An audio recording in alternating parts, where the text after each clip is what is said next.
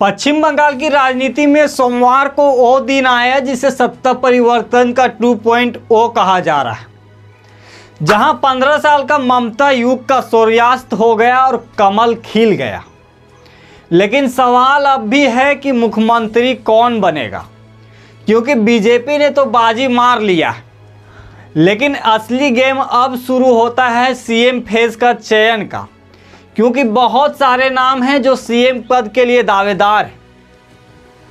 अगर इस पूरे चुनाव का कोई सबसे बड़ा चेहरा है वो है शुवेंदु अधिकारी।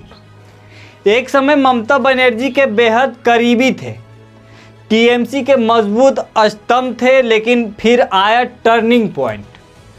बगावत हुआ, पार्टी से दूरी बना और बीजेपी में एंट्री कर लिए। 2021 में नंदीग्राम से ममता बनर्जी को हराकर उन्होंने अपना कद बढ़ा लिया और अब 2026 में भवानीपुर में भी उन्हें मात देकर उन्होंने खुद को सबसे बड़ा दावेदार बना दिया है।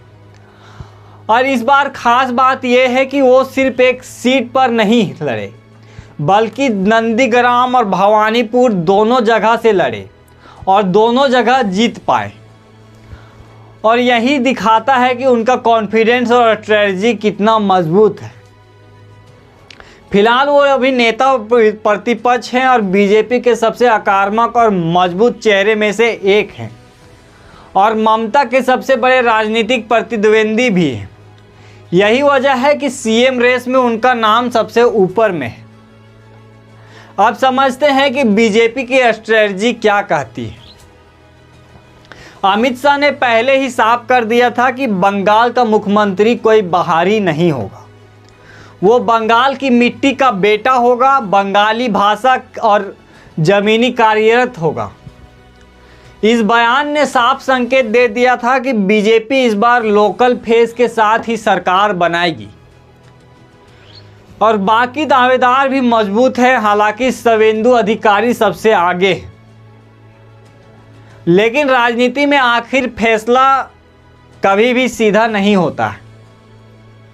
और दूसरा नाम है समीक भट्टाचार्य का, जो जुलाई 2025 में प्रदेश अध्यक्ष बने।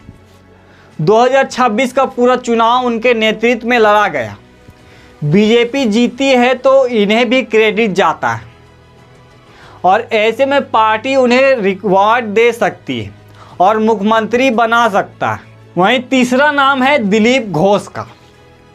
आरएसएस बैकग्राउंड से हैं और लंबे समय तक बंगाल बीजेपी को खड़ा करने में अहम भूमिका निभाए और पूर्व प्रदेश अध्यक्ष भी थे। जब बीजेपी बंगाल में कमज़ोर थी तब दिलीप घोष वो चेहरा थे जिन्होंने संगठन को मजबूत किया।